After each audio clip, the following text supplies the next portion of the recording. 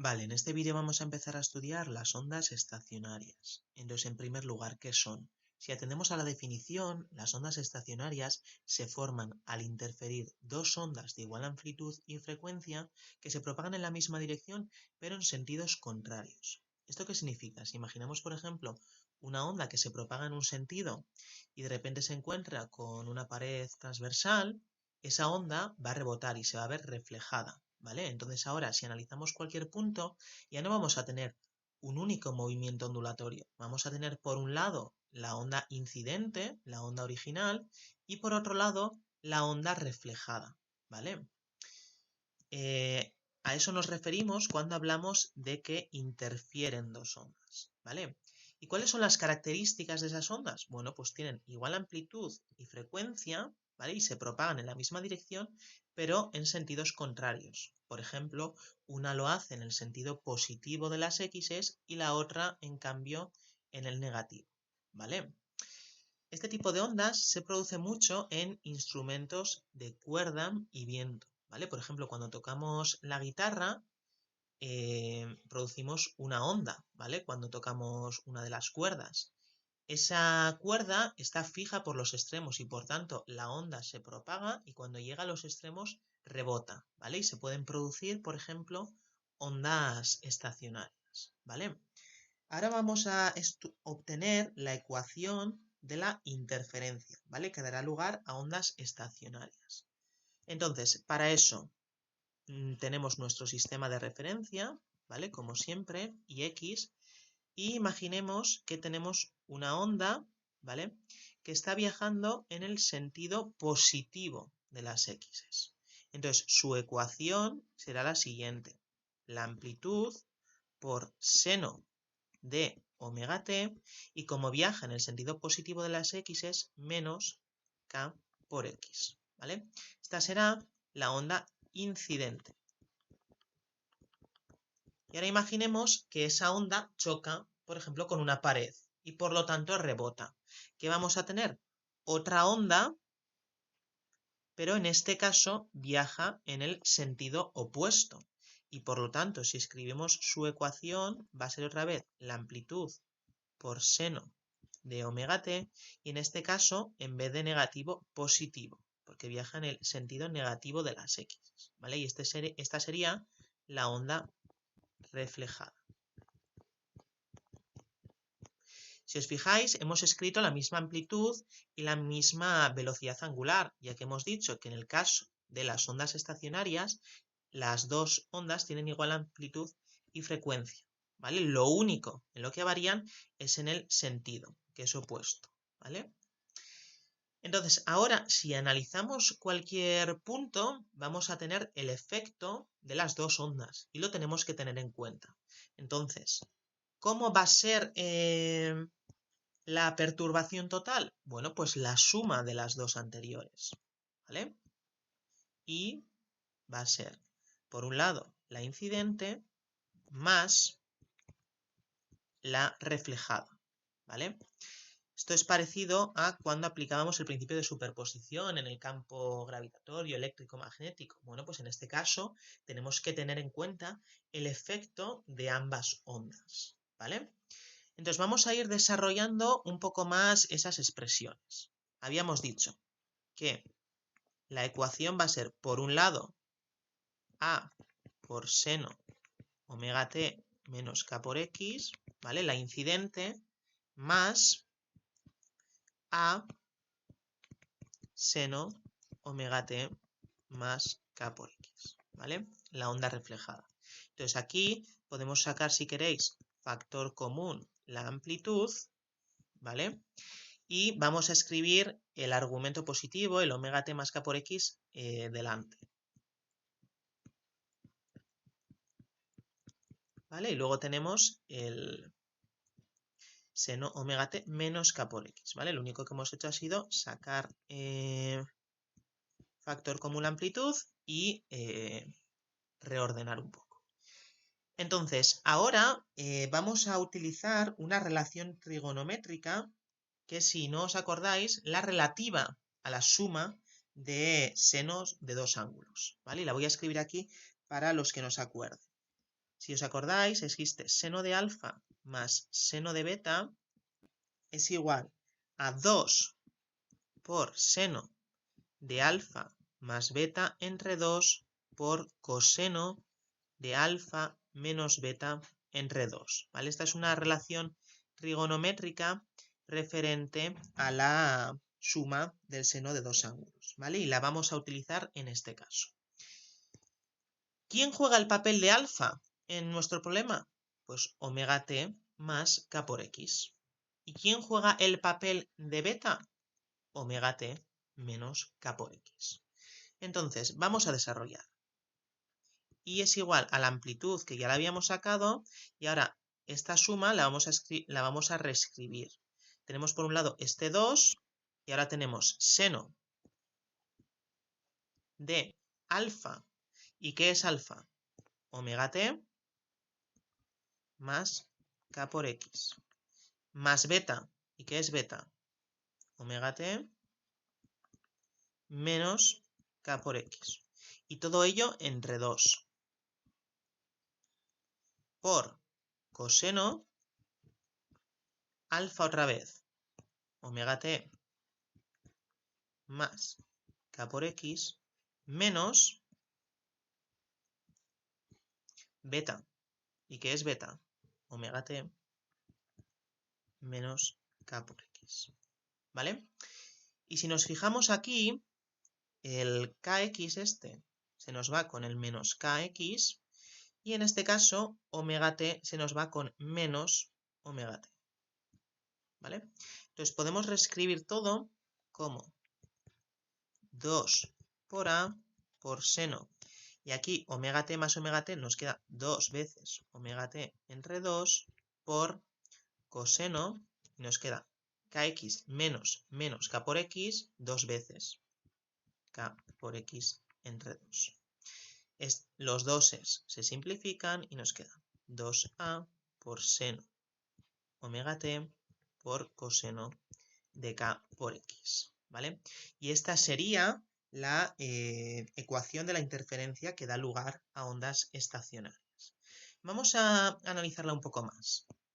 Habíamos dicho que es igual a 2a. Voy a escribir coseno de k por x seno omega t. ¿Vale? Esta es la ecuación de la onda estacionaria que os tenéis que aprender. Y vamos a compararla un poco con los movimientos que hemos estudiado hasta ahora. Si os acordáis, hasta ahora hemos estudiado por un lado el movimiento armónico simple, ¿vale? El movimiento vibratorio, que su ecuación era la amplitud por seno de omega t. Y por otro lado, también habíamos estudiado las ondas armónicas, que su ecuación es igual a seno de k, bueno, de omega t más menos k por x, ¿vale? Entonces, si comparamos estas ecuaciones, lo primero que nos llama la atención es que en las ondas armónicas teníamos la dependencia temporal, la t, y la de la posición, la x, en el mismo argumento. Y ahora, en las ondas estacionarias están separados. Por un lado tenemos la dependencia espacial, coseno de k por x, y por otro lado, la dependencia temporal, seno de omega t. ¿Vale? También nos podemos fijar que nuestra ecuación se parece bastante a la del movimiento armónico simple. ¿Por qué? Tenemos en común este seno de omega t, ¿vale? Seno de omega t. Y aquí tenemos todo esto, 2a por coseno de k por x, que va a jugar el papel de la amplitud, ¿vale? De la amplitud del movimiento armónico simple. Pero ¿qué ocurre? Que en el movimiento armónico simple la partícula vibra siempre con la amplitud igual a A. Y en este caso, las partículas del medio, dependiendo de la posición que tengan, de ahí el coseno k por x, dependiendo de esa x, van a vibrar a una amplitud u otra, ¿vale? Va a ser importante la posición en la que se encuentran para saber si vibran con una amplitud A, con una amplitud de 2A, con una amplitud nula. Vamos a ver que ya la amplitud no se mantiene. ¿Y esto de qué depende? De la posición a la que se van a encontrar las partículas. Entonces vamos a estudiar ahora algunos casos especiales, ¿vale? De esa amplitud. Escribimos otra vez nuestra ecuación, 2a coseno de k por x seno de omega t, y vamos a mirar cuando esta amplitud, ¿vale? Cuando esa amplitud es máxima. Entonces, la amplitud va a ser máxima cuando el coseno de k por x valga o 1 menos 1, ¿vale? Vamos a mirar el valor absoluto, cuando valga o 1 o menos 1, ya que el coseno, los valores máximos que puede adquirir son 1 o menos 1, ¿vale? Entonces, ¿cuándo vale el coseno 1 menos 1? Vamos a estudiarlo. Si dibujamos nuestra circunferencia, el coseno vale 1, por ejemplo aquí, a 0 radianes, o aquí valdría menos 1, cuando vale pi, o cuando vale 2pi, o cuando vale 3pi, ¿vale? En todos esos casos, el coseno vale 1 o menos 1, ¿vale? Podemos seguir dando vueltas. Entonces, la condición es que el argumento k por x sea un número por pi. 0 por pi, 1 por pi, 2 por pi, 3 por pi, lo que sea, ¿vale? Esa es la condición, un número entero por pi. Si os acordáis, el número de onda k se puede reescribir como 2pi entre lambda. Y si de aquí despejáis la x, nos queda n por pi por lambda, que pasa multiplicando, y tenemos un 2pi dividiendo. Entonces, pi se va con pi y nos queda la condición n por lambda medios. Es decir, en los puntos de un número n por la longitud de onda entre 2, en todos esos puntos, la amplitud con la que van a oscilar va a ser máxima. ¿Y cuál va a ser esa amplitud? Pues si el coseno vale 1 menos 1, la amplitud que van a tener, SA', va a ser más menos 2a. Es decir, la amplitud va a ser 2a o menos 2a, máxima, ¿vale? Dependiendo de si es 1 o menos 1, ¿vale? A esos puntos se les conoce como vientres, ¿vale? Esos puntos con amplitud máxima se les conoce como vientres, ¿vale? Ahora vamos a estudiar el caso contrario, cuando la amplitud es mínima. Entonces, la amplitud va a ser mínima cuando... ¿Cuál es la condición en este caso? Pues queremos que coseno de k por x sea mínimo, sea 0, ¿vale? Entonces, cuando coseno de k por x sea 0.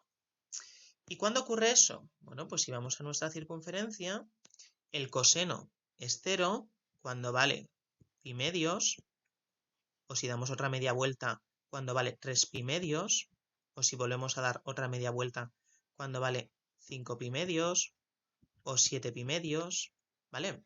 Entonces, ¿cuál es la condición? Que el argumento, que k por x, sea igual a un número impar, 2n más 1, ¿de qué? De pi medios. Es decir, 1 por pi medios, 3 por pi medios, 5 por pi medios, 7 por pi medios, ¿vale? Un número impar de veces pi medios.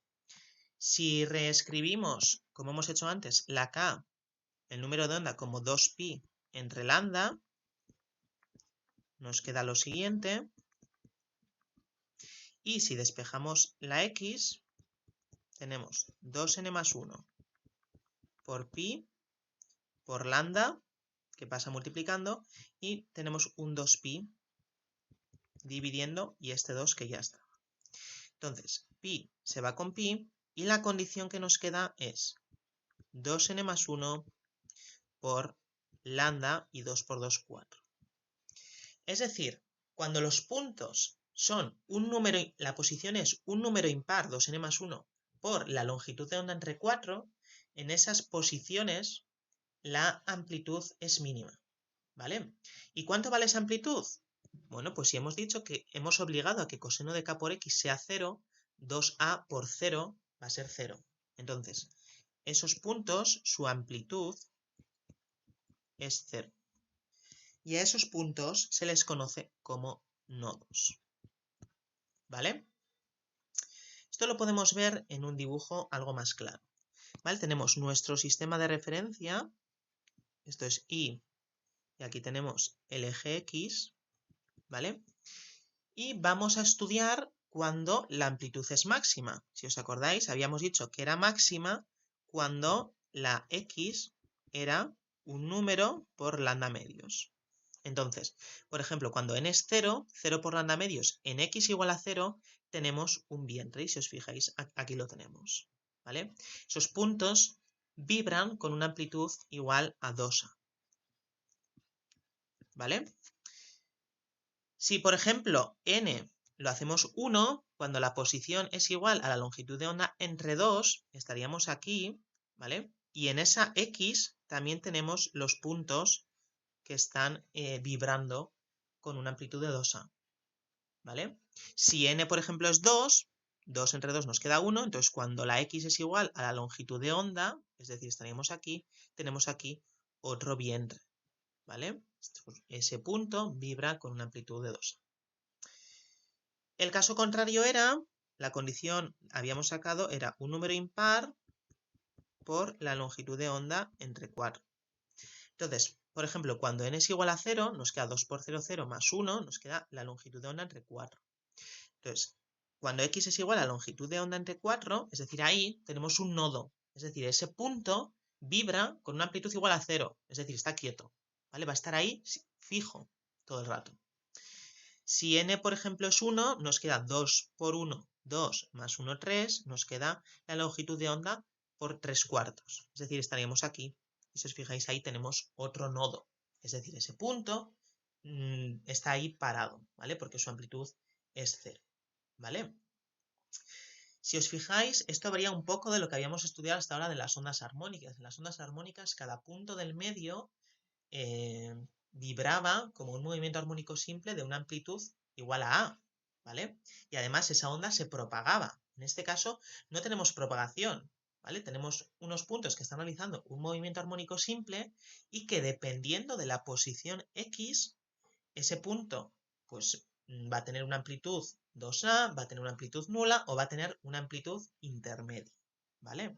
Esa es una de las grandes características de las ondas estacionarias. Eso lo podemos observar en la siguiente simulación, ¿vale? Si os fijáis, tenemos una cuerda atada por dos extremos, esos puntos A y E, y tenemos una onda estacionaria. Si os fijáis, por ejemplo, el punto B sería un nodo, es decir, su amplitud es nula, ¿vale? Está vibrando, pero está ahí parado. En cambio, por ejemplo, los puntos C y D serían los casos de amplitud máxima, es decir, serían vientres, ¿vale? Cada punto del medio realiza un movimiento que tiene una amplitud específica y que depende de la posición a la que se encuentra.